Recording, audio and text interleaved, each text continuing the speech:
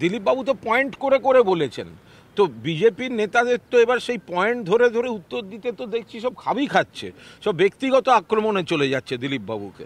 মুখ্যমন্ত্রী মমতা বন্দ্যোপাধ্যায়ের নেতৃত্বে যে সৌজন্য দেখানো হয়েছে, দিলীপবাবু সেই সৌজন্য দেখিয়েছেন। তো সেই সৌজন্যের চোটে যে বিজেপিটার মাঝখান দিয়ে একটা লঙ্কাকাণ্ড হচ্ছে, তো সে তো বিজেপির রাজনৈতিক দেউলিয়া, না হলে এই কাণ্ড করে। এরা বলছে হিন্দু, এরা বলছে সনাতনী, তিনি মন্দির দর্শন করে পুজো দিয়েছেন বলে তাকে আক্রমণ করা হচ্ছে, এবং যারা আক্রমণ করছে তারাই অধিকাংশ হচ্ছে দল বদলু, তারা সবে গিয়েছে। তো এগুলো দেখলে আমরা বিস্মিত হয়ে যাচ্ছি যে ভগবানকে নিয়ে এই রাজনীতি কেন। দেখুন, এখানে দীঘায় জগন্নাথ দেবের মন্দির খুব সুন্দরভাবে উদ্বোধন পর্ব হয়ে গিয়েছে।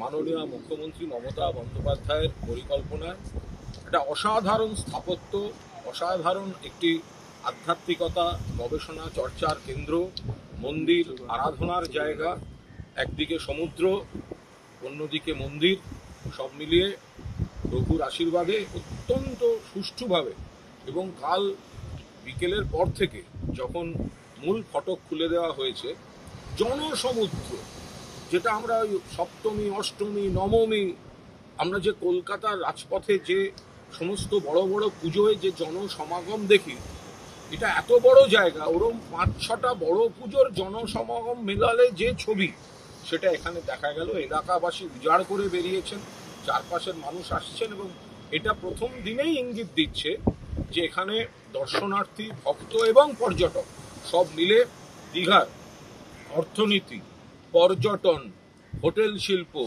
রেস্টুরেন্ট শিল্প, হস্তশিল্প, পরিবহন শিল্প সব মিলিয়ে একটা বিরাট অর্থনৈতিক উন্নতির মুখে দাঁড়িয়ে রয়েছে দীঘা, যেটা একটা আন্তর্জাতিক ট্যুরিস্ট স্পট, একটা ডেস্টিনেশন হতে চলেছে।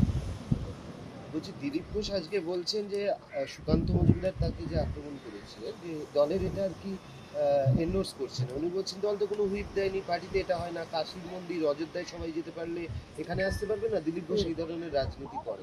দেখুন, দিলীপ ঘোষ তিনি অন্য দলের নেতা, বিজেপির নেতা, তার সঙ্গে আমাদের রাজনৈতিক লাইনগত মত পার্থক্য নিশ্চয়ই আছে, কিন্তু এখানে প্রভু জগন্নাথ দেবের মন্দির, সেখানে মুখ্যমন্ত্রী মমতা বন্দ্যোপাধ্যায় যেমন সৌজন্য দেখিয়ে অন্য দলের শীর্ষ নেতাদের আমন্ত্রণ করেছেন, তো তেমনি দিলীপবাবু সেই আমন্ত্রণ গ্রহণ করে সস্ত্রীক এসে তিনিও সৌজন্যের পরিচয় দিয়েছেন, এবং তাতেই এই সংকীর্ণ মোনা, এই ভেদাভেদের রাজনীতি যাদের হচ্ছে একমাত্র কাজ, এই বিজেপির কিছু নেতা তাদের একদম জ্বলে গেল, পুড়ে গেল।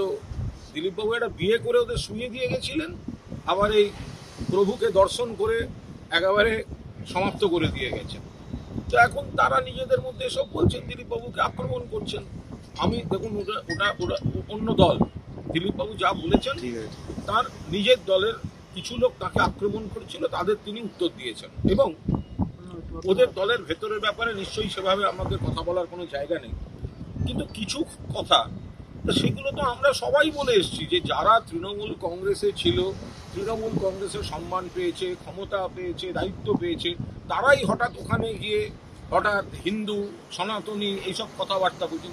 দিলীপবাবু তো সেগুলোই বলেছেন। দিলীপবাবু তো দেখলাম বললেন যে আমি এত বছর ধরে করছি, যারা এসছে তারা নিজেদের স্বার্থে এসছে, মমতা বন্দ্যোপাধ্যায়ের স্নেহধন্য হয়ে যারা সমস্ত কিছু পেয়েছে তারাই নিজেদের স্বার্থে এসছে, এগুলো তো দিলীপবাবু বলছিলেন।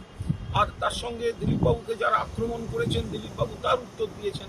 এটা সম্পূর্ণভাবে তাদের দলের ব্যাপার, কিন্তু দিলীপবাবুর কথার মধ্যে তো সাধারণ আমাদের পর্যবেক্ষক হিসেবে, রাজনৈতিক পর্যবেক্ষক হিসেবে এই ইস্যুতে কোনো অসঙ্গতি বা অযুক্তি বলে মনে হয়নি।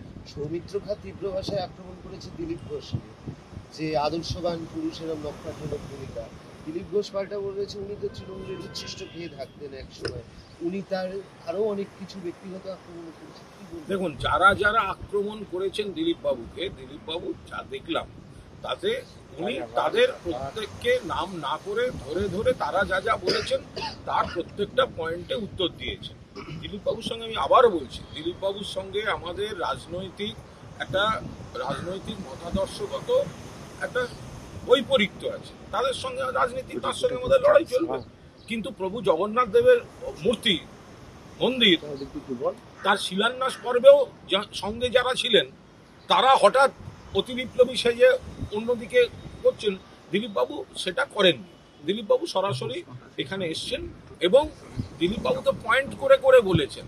তো বিজেপির নেতাদের তো এবার সেই পয়েন্ট ধরে ধরে উত্তর দিতে তো দেখছি সব খাবি খাচ্ছে, সব ব্যক্তিগত আক্রমণে চলে যাচ্ছে দিলীপবাবু। উনি বলছেন যে শুভেন্দু অধিকারী আমাকে আমন্ত্রণ জানাননি, এখানে আমন্ত্রণ জানিয়েছেন চিফ সেক্রেটারি। দিলীপবাবুকে কে আমন্ত্রণ জানাননি, আর আমাদের এদিক থেকে সৌজন্য রাজ্য সরকার বা হিডকো তারা আমন্ত্রণ জানিয়েছেন, সেখানে ভগবানের মন্দিরে দিলীপবাবু এসছেন। তো দিলীপবাবু তো সরকারের পক্ষ বা এই যারা মন্দিরের উদ্যোক্তা তাদের পক্ষ থেকে মুখ্যমন্ত্রী মমতা বন্দ্যোপাধ্যায়ের নেতৃত্বে যে সৌজন্য দেখানো হয়েছে, দিলীপবাবু সেই সৌজন্য দেখিয়েছেন। তো সেই সৌজন্যের চোটে যে বিজেপিটার মাঝখান দিয়ে একটা লঙ্কাকাণ্ড হচ্ছে, তো সে তো বিজেপির রাজনৈতিক দেউলিয়া, না হলে এই কাণ্ড করে। এরা বলছে হিন্দু, এরা বলছে সনাতনী, আর তাদের একজন নেতা যিনি সারা জীবন এই আরএসএস, হিন্দুত্ব, বিজেপি এসব করেছেন, আমাদের সঙ্গেই তার রাজনৈতিক মত পার্থক্য, তিনি মন্দির দর্শন করে পুজো দিয়েছেন বলে তাকে আক্রমণ করা হচ্ছে। এবং যারা আক্রমণ করছে তারাই অধিকাংশ হচ্ছে দল বদলু, তারা সবে গিয়েছে। তো এগুলো দেখলে আমরা বিস্মিত হয়ে যাচ্ছি যে ভগবানকে নিয়ে রাজনীতি কেন। তথাগত রায় আজকে সোশ্যাল মিডিয়া পোস্ট করেছেন, দিলীপ ঘোষের ন্যূনতম শিক্ষাটুকু ছিল না, তাকে রাজ্য সভাপতির মতন জায়গায় আসীন। দিলীপ ঘোষ আফটার তপন শিকদার, আমি একজন সাংবাদিক হিসেবে, রাজনৈতিক কর্মী হিসেবে বলছি, দিলীপ বাবুর সঙ্গে তার রাজনৈতিক লাইন নিয়ে আমার মতবিরোধ ছিল, আছে এবং থাকবে। কিন্তু দিলীপ ঘোষ আফটার তপন শিকদার সব থেকে রাজ্য বিজেপি সভাপতি হিসেবে সফল এবং বিজেপি কর্মীদের কাছে গ্রহণযোগ্য। তাকে আঙুল তোলার অধিকার ওই বিজেপির মধ্যে কজনের আছে? আজকে এইসব ফেসবুক, টুইটার হাতে এইসব আছে বলে এই কিছু কিছু নেতা এইসব পোস্ট করলে হেসে থাকার চেষ্টা করেন। দিলীপ ঘোষকে আক্রমণ করলেও যে খবর হওয়া যায় সেটাই বিজেপির কিছু প্রাক্তন সভাপতি জানেন। উনি বলছেন আমার ব্যক্তিগতভাবে কেউ শত্রু নয়, মমতা বন্দ্যোপাধ্যায় শত্রু নয়, তৃণমূলের কেউ আমার ব্যক্তিগতভাবে শত্রু নয়।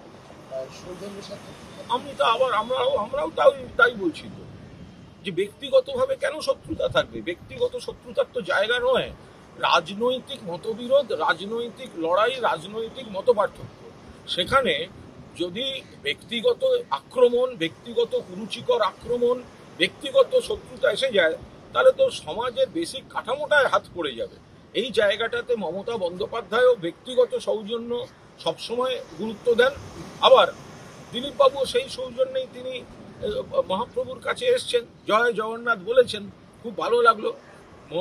মন্দিরে দিলীপদা তো সাষ্টাঙ্গে প্রণাম করলেন এবং একেবারে প্রভু জগন্নাথ দেবের সামনে আবার বৌদিকে সুন্দর করে মালা পরিয়ে দিলেন, আবার বৌদি প্রণাম করলেন দিলীপ বাবুকে। এটা তো ভগবানের কাছে মানুষের একটা প্রার্থনা বা ভগবানের সঙ্গে একটা বিষয়।